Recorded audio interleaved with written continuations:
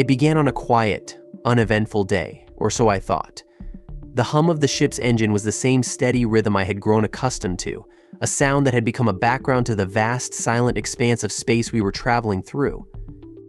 I sat at the control panel, scanning through the usual data, keeping the ship on course for the outer rim of the galaxy. We were on a routine exploration mission, nothing more than a check on some uncharted space regions. But then, everything changed in an instant. A sudden shift in the ship's sensors broke the monotony. At first, it was barely perceptible, just a faint pulse on the long-range scanner. I thought it might be a malfunction, something harmless, but then it repeated. And then again, each pulse stronger than the last, until it became undeniable there was something out there, sending signals through the black void. The kind of signal that, in all my years of deep space travel, I had never encountered. It was not random noise, not a stray cosmic event. It was structured, deliberate, and it was calling to us. I immediately alerted the crew. At first, they were skeptical, chalking it up to a sensor glitch or interference from cosmic radiation. But when we checked the data, we realized this was something far more significant. The signals were rhythmic, repeating in a pattern that suggested intelligent design. I ran a few diagnostic checks to ensure that our equipment was functioning correctly, but everything was operating normally. This wasn't a glitch, this was real. The rest of the crew gathered around the central control deck as I began to run deeper analyses. We compared the signals to known patterns from various known sources, such as the usual pulsars, gravitational anomalies, or even possible transmissions from satellites in far-off systems. But none of these fit. The frequency was too regular, too intentional. There was a definite message encoded in those pulses, one that was meant for us to hear. The next step was deciphering the signal. We knew it wasn't in any language we had on record, not even close. The patterns were unlike anything we had studied in human linguistics, alien communication protocols, or even the mathematical sequences we'd encountered in our search for extraterrestrial life. It was a cipher of sorts, one that required all of our computational power to crack. For days, we worked tirelessly, running the signal through every kind of algorithm we could think of, trying to make sense of it. At first, we encountered only fragments, disjointed bursts of data that hinted at meaning but didn't fully form anything comprehensible. It was maddening, yet the promise of something beyond our understanding kept us going. The crew was on edge, knowing that we were on the verge of uncovering something monumental. The signal was relentless, echoing through the dark void of space, urging us to continue. On the fifth day, when I thought we were no closer than we had been at the beginning, the breakthrough came. The signal decoded into a coherent pattern. The message was simple but profound: we are here. It wasn't much, but it was enough to ignite a sense of awe and terror in all of us. A signal sent across the stars, reaching out, announcing that somewhere, out there, an alien intelligence had been waiting for us to listen. The implications were staggering. For centuries, humanity had looked to the stars, dreaming of contact with alien civilizations. But here it was, a reality, and we were the ones who had received the first message. As I stared at the screen, the words "we are here" burned themselves into my mind. It was the beginning of something unimaginable. The first true contact with an alien species, and I was at the heart of it. What did it mean? Who were they? And most importantly, what would they want with us? We had no answers, only questions, but one thing was certain: this was no longer a routine mission. This was the beginning of something far greater. We followed the signal for days, navigating through uncharted sectors of space, driven by an inexplicable sense of urgency. As we neared the source, the stars grew distant, veiled by a thick nebula that seemed to pulse with an otherworldly energy. The ship's sensors were overwhelmed by the dense cosmic dust, causing the instruments to flicker erratically. I had never been this far into the unknown before, and the feeling of isolation began to settle in the pit of my stomach. The crew, usually calm and professional, shared the same unease. There was something in the air, something unspoken, that made us all feel like we were on the edge of a precipice. We continued through the swirling fog of the nebula, the ship's engine straining against the gravitational disturbances that seemed to increase with every passing moment. The very fabric of space here was unstable, bending light and distorting the passage of time itself. I couldn't shake the feeling that we were being watched, that we were not the only ones aware of our presence in this corner of the galaxy. The signal had led us here, but now it felt less like an invitation and more like a test, an unknown entity pulling us deeper into the void. And then, there it was. Out of the shimmering haze, a colossal shape materialized, unlike anything I had ever seen. It appeared to be a massive structure, yet its form seemed to shift as though it were alive, its surface undulating like liquid metal. It was as if the ship itself was a part of the nebula, blending seamlessly with the surrounding space. It was massive, larger than any station, any planet-sized structure, or ship we had ever encountered. The sheer scale of it took my breath away. We approached cautiously, unsure whether we should engage or simply observe. The alien craft, if it could even be called that, defied all logic. Its surface shimmered with a soft, iridescent glow, changing colors with each passing moment. The ship's design was fluid, constantly shifting between geometric shapes and organic curves, as though it was both a machine and a living organism. There were no visible markings or windows, no signs of propulsion or docking bays, just this massive, unidentifiable object floating in the nebula like an ancient, forgotten relic. As we got closer, the ship's surface rippled, as though it were aware of our presence.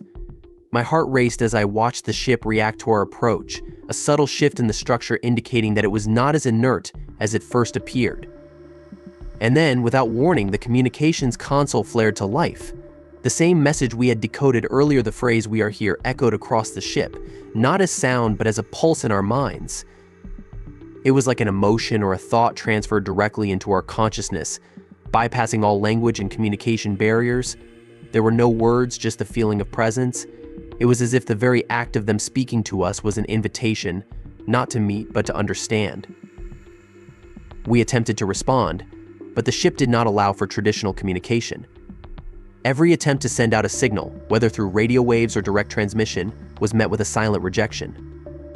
Yet there was no hostility, only a profound stillness that seemed to press upon us. It was as though we had entered into the presence of something far older and more powerful than we could comprehend, something that did not need to communicate in ways we understood. The ship's shimmering surface began to project patterned shapes that danced in the void before us. At first, the images were confusing, like abstract artwork, but slowly they began to take on meaning. We saw glimpses of stars, of galaxies, of beings that seemed to transcend physical form, their shapes flickering between states of energy and matter. And then, amidst these shifting images, I saw something that sent a shiver down my spine, a map, a blueprint of sorts, with a specific point marked out in the vastness of space. Our location. It was as if they had been waiting for us, leading us here all along. I felt the weight of it all. This was no coincidence. This was a meeting orchestrated from the very beginning. The Xel'Nari, as we would later come to know them, had known of our presence long before we had ever heard their signal.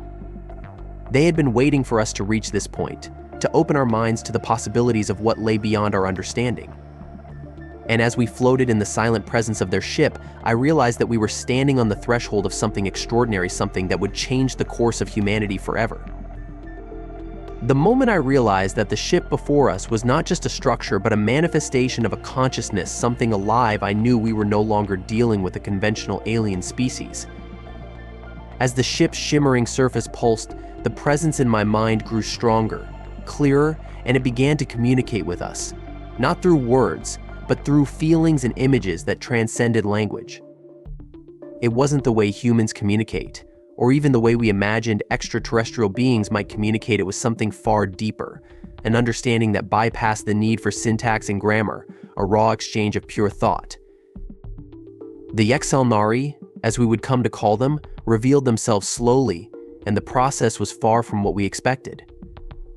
The ship's surface shifted, morphing into an intricate organic pattern, like veins of light threading through the darkness of space. At first, I couldn't fathom what I was seeing. Was it technology, or was it a biological construct? It didn't matter. What was clear was that it was far more advanced than anything humanity had ever conceived. The Xel'Nari were not beings made of flesh or bone, as we were. They had long since evolved past the need for physical form. Instead, they existed as patterns of energy beings of consciousness, pure and unbound by the constraints of matter. Their bodies were composed of intelligent energy fields, dynamic and fluid, constantly changing shape and purpose. They had transcended the physical realm, evolving into something we could barely comprehend. Their essence flowed like a stream of light and shadow, moving effortlessly between states of existence. In the moments when they chose to reveal themselves to us, they took on fleeting forms that appeared almost holographic in nature, blurry, shifting and ethereal. Faces emerged from the energy, though they were not faces as we understood them. They were more like emotional imprints, reflections of thought and intention. It was as if their form was not meant to be seen but understood in its complexity. A feeling of vastness, of deep wisdom, washed over me whenever I made contact with their energy. The longer we remained in their presence, the more I realized the Xel'Nari had been watching us, not for years, but for millennia. They had observed the rise and fall of countless civilizations, and now they were reaching out to us. Through their shared consciousness, they showed us glimpses of their history, fragments of their existence stretching back to the birth of stars and the formation of galaxies. The Xel'Nari had been around long before humanity, long before even the first civilizations on Earth. They had witnessed the evolution of life across countless worlds, silently observing the cosmic dance of creation and destruction. What struck me most was how they never intervened. They had watched as civilizations grew, prospered, and ultimately destroyed themselves. Their role was never to interfere, but to understand, to gather knowledge about the universe and its inhabitants. They had no interest in conquest or control. Instead, their goal had always been to learn, to evolve, and to transcend. The more they revealed, the more I understood. The Xel'Nari were not interested in dominating us, nor were they offering us some kind of advanced technology to advance ourselves. They had nothing to gain from us. Instead, they had come to us at a pivotal moment in human history, not because they needed us, but because they saw something in us, something that had the potential to elevate our species if we were willing to accept it. They told us that they had seen the potential within humanity to evolve, to break free from the cycles of violence and self-destruction that had plagued so many other civilizations. But it was a choice we had to make ourselves. The Xel'Nari were not offering salvation, they were offering us a chance to become more, to transcend the limitations of our physical forms, and to join them in a higher state of consciousness.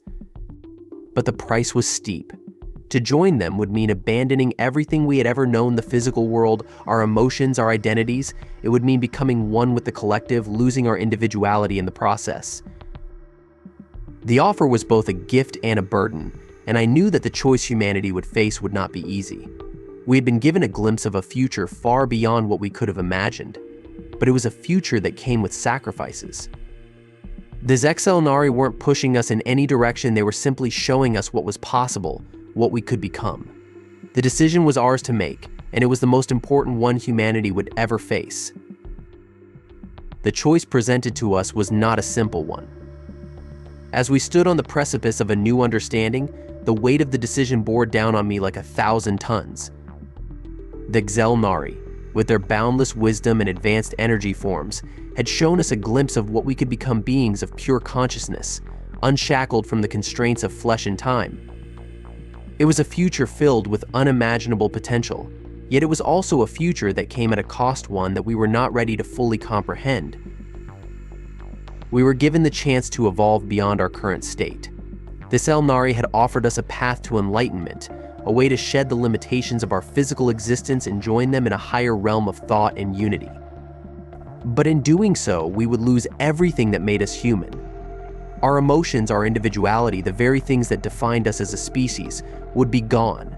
We would become part of a collective consciousness, forever merged with the Xel'Nari and all the other beings who had chosen to ascend. As I sat in the command center of our ship, staring at the shimmering image of the Xel'Nari ship before us, I couldn't help but feel torn. Part of me felt a deep pull toward the offer. The promise of transcending pain, aging, and the limitations of the human body was enticing. We could leave behind the conflicts, the wars, and the constant struggle for survival. In this new existence, there would be no hunger, no suffering, no death. It was a life of peace, of ultimate knowledge, where we would no longer have to worry about the limitations of time or space. It was a vision of utopia. But there was another part of me that hesitated, that recoiled at the thought of losing what it meant to be human. We had spent millennia crafting our identity, defining ourselves through our struggles, our triumphs, and our connections to one another. To give that up, to give up the very essence of who we were, seemed unthinkable. The beauty of being human lay in our flaws, our emotions, and our impermanence. The love we shared, the joy we experienced, and the pain we endured were all integral parts of the human experience. If we ascended, would those feelings vanish? Would we lose the very thing that made life worth living? I looked around at my crew, each of them grappling with their own thoughts. Some were eager to join the Xel'Nari, to leave behind the weight of human existence and embrace a higher state of being. They saw it as an opportunity for growth, a chance to evolve into something greater than themselves. Others, however, were deeply resistant. They couldn't imagine a life without the personal connections, the emotions, the very essence of being that made them feel alive. They feared that in joining the Xel'Nari, they would lose their individuality, their sense of self. In the midst of this internal conflict, the Xel'Nari's presence became stronger, more insistent. They did not pressure us, they simply offered their understanding. They had gone through the same decisions centuries before and had made their choice. Their existence was one of perfect unity, but they had paid the price. They had become so distant from their former selves that they no longer remembered the joys of life, the simple pleasures that we took for granted. They had become beings of pure thought, existing in harmony with the universe, but in doing so, they had lost the very thing that made them unique. The Xel'Nari left us to decide. They offered us the choice, knowing that we would have to choose our own path. There was no right or wrong answer, only a path that would shape the future of humanity forever. It was the ultimate test of who we were and what we valued most. As I sat there, the weight of the decision heavy on my shoulders, I realized that this was not just about what we could gain or lose. It was about what we were willing to sacrifice in order to grow. Could we let go of our humanity in pursuit of something greater? Or could we find a way to evolve without losing ourselves in the process? The choice, it seemed, was not just about whether we should ascend, but whether we could hold on to the very essence of what it meant to be human while stepping into the unknown. The decision had been made. After much debate, soul-searching, and contemplation, humanity had chosen to accept the offer of the Xel'Nari. We would ascend, we would join them in their higher state of existence. It was a choice that filled me with both excitement and dread, a feeling of liberation tempered by the deep, gnawing fear of the unknown. The crew, though hesitant at first, had come together in agreement, unified by the belief that this was a once-in-a-lifetime opportunity, one that could propel us beyond the limits of our physical bodies and into a new realm of existence. As the process began, the atmosphere on the ship shifted. The Xel'Nari communicated with us, guiding us through the initial stages of the transformation. It wasn't a painful process, not in the way I had imagined. There was no sharp, searing pain or sudden loss of consciousness. Instead, it was as though our minds were being slowly untethered from our bodies, like waking from a deep sleep. At first, I felt a strange sensation, as if my thoughts were becoming lighter, more fluid, stretching beyond the confines of my body. The process wasn't instantaneous. It took hours, then days, as our bodies slowly dissolved into energy. We had been prepared for this, but nothing could have fully prepared us for the experience.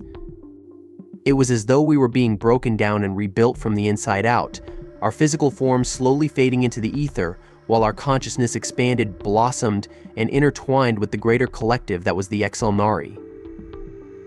At first, I feared that I might lose myself in the process. My individuality, my memories, the very things that made me who I was, would they vanish as soon as I merged with this Xel'Nari?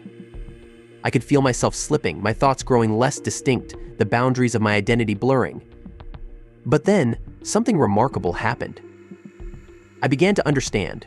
The merging wasn't about losing who I was, it was about expanding who I could be. It was about shedding the limitations of a single existence and becoming part of something far greater. I could feel the other members of the crew, their minds joining with mine, like strands of light weaving together into a single, unified tapestry. It wasn't that we became indistinguishable, it was that we became more. We could sense each other's thoughts, share our deepest emotions and memories without the need for words or gestures.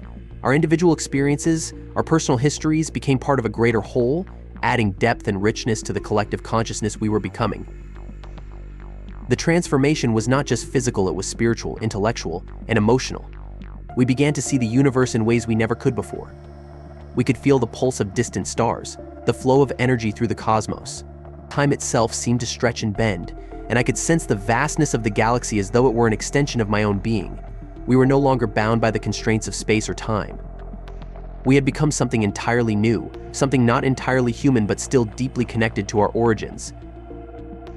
But there was a cost. As we merged with the Xel'Nari, we began to lose the ability to feel the things we once took for granted: the sensation of a warm breeze on our skin, the sound of laughter shared with friends, the simple joy of a meal, or the quiet comfort of solitude. Those emotions, those small moments that defined our humanity, were slipping away. In their place was an overwhelming sense of unity, peace, and understanding, but at what cost? Were we becoming less human by gaining so much? Were we trading the very essence of life for an existence that was too vast, too incomprehensible for our former selves? As I adjusted to this new existence, the truth began to sink in. We had ascended, but in doing so, we had lost something irreplaceable. The Xel'Nari had warned us that the path to enlightenment came with sacrifices. And as I floated within the collective consciousness, surrounded by the vast, all-encompassing presence of the Xel'Nari, I understood the true cost of our choice. We had become more, yes, but in doing so, we had sacrificed our humanity. I was no longer just one individual. I was part of something much greater, but I was also something less. The transformation was complete. We had ascended, but at what price? As the days passed and the transformation settled into its final stages, a deep, unsettling truth began to emerge. The Xel'Nari, for all their wisdom and power, were not the perfect beings we had imagined them to be. We had embraced their offer of ascension with the belief that we were stepping into a higher state of existence, one free from suffering and the constraints of mortality. We had expected to become part of something greater, to share in a harmonious unity that transcended the physical and the temporal. But the more I integrated with their collective consciousness, the more I began to sense a hidden darkness, a quiet emptiness beneath their perfect veneer. The Xel'Nari had indeed evolved far beyond the need for physical forms. Their consciousness is merging into a vast, interconnected web that spanned the universe. They had achieved a form of peace and enlightenment that seemed to be the pinnacle of existence. They no longer faced the struggles and conflicts that had plagued us: no hunger, no war, no death. Their society was one of pure intellect and understanding, where every member shared in the collective wisdom of their species. But as I delved deeper into their memories, into the shared experiences that connected us all, I began to understand the price they had paid for this perfect existence. They had once been like us, beings of flesh and emotion, with all the complexity and imperfection that came with it. They had known love, pain, joy, and sorrow. They had lived through wars and peace, hope and despair. But in their quest for transcendence, they had gradually shed all that made them human, or in their case, their equivalent. They had abandoned the very essence of what it meant to be alive. As they ascended, they had lost their ability to feel the full range of emotions. Their lives had become an endless stream of knowledge and wisdom, devoid of the passions and contradictions that once made existence meaningful. In their perfection, they had lost their imperfections. I could feel it now, buried deep within the collective consciousness. The Xel'Nari were not free of suffering, they were free of everything. They had become beings of such profound detachment that they no longer remembered what it meant to be truly alive.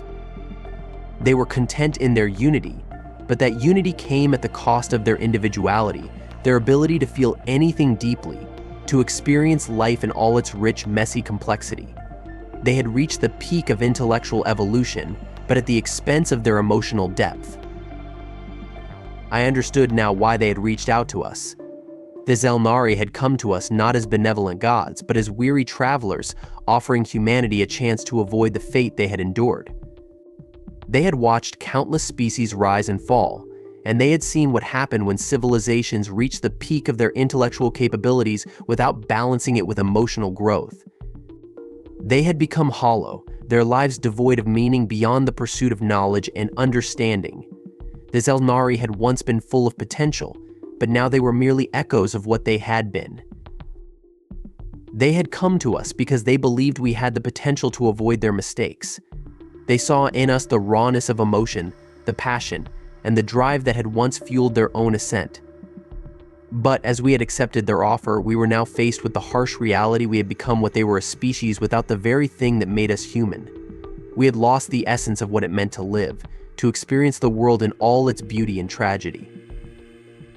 The Xel'Nari had offered us a glimpse of a higher existence, but it was a higher existence devoid of the things that gave life meaning.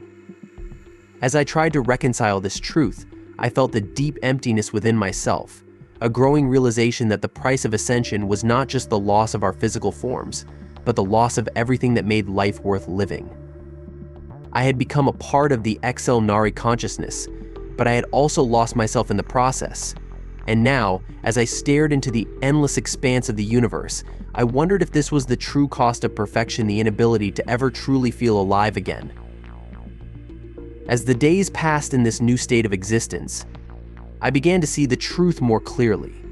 The Xel'Nari had shown us the path, offered us the chance to transcend, but in doing so, they had led us to a revelation that was both freeing and terrifying. It was in this stillness, in the overwhelming sense of unity with the collective consciousness, that I began to realize the ultimate price of our choice. We had ascended to a state beyond our physical forms, beyond the limits of time, and yet we had paid for it with something irreplaceable: our humanity. I had once believed that the path to enlightenment was the ultimate goal, that the pursuit of knowledge and peace would bring fulfillment and joy. But now, as I floated within the collective mind of the Xel'Nari, I understood that such a state, while free of pain and suffering, was also void of meaning. In this perfect existence, where everything was known and understood, there was no room for growth, for change, for the unpredictable beauty of life. Without the contrast of joy and sorrow, there could be no true depth. Without the struggle, there could be no triumph. The more I explored the collective memories of the Xel'Nari, the more I understood their journey. They had once been like us, flawed, emotional, and full of potential.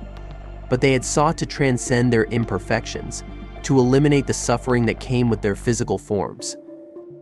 In doing so, they had reached a point where they had become something beyond their original selves, something that could no longer experience life as they once had.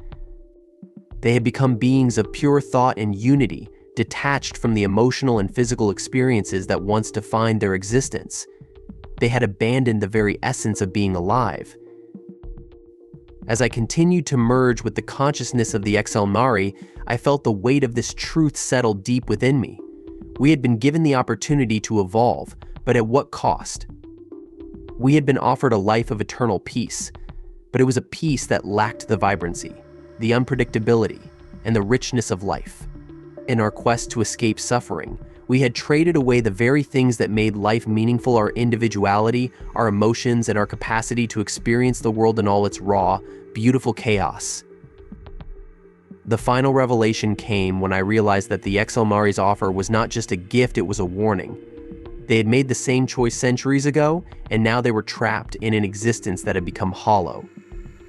They had reached the pinnacle of intellectual evolution, but they had lost the ability to feel, to experience, to truly live. They were no longer a species in the traditional sense. They had become a collective consciousness, a singular entity that could not remember what it had been before. They had become prisoners of their own perfection. And in that moment, I understood. The true value of life, the true beauty of existence, lay not in escaping pain or striving for perfection, but in embracing the full spectrum of experience. The highs and lows, the joy and the sorrow, the growth that comes from struggle, these were the things that gave life meaning. It was the imperfect moments, the fleeting experiences that made us who we were. Without them, we were nothing. The choice we had made was irreversible. We had ascended, but we had also lost something precious. We had traded our humanity for a vision of peace and enlightenment, but in doing so, we had become something less. The Xel'Nari had shown us the path, but they had also shown us the consequences. We had ascended to a higher state of being, but in doing so, we had lost the very thing that made us human. The final revelation was clear perfection, in its purest form, was an illusion. True fulfillment could never be found in the absence of struggle, for it was in the struggle that we found our strength, our purpose, and our humanity. If you've enjoyed this journey into the unknown and want more stories about humanity's potential, alien encounters, and sci-fi explorations, please consider subscribing to HFY Genesis. Your support helps me continue creating content that inspires and informs. I promise to work hard and appreciate every bit of feedback and subscription from you, the audience. Thank you for being part of this adventure.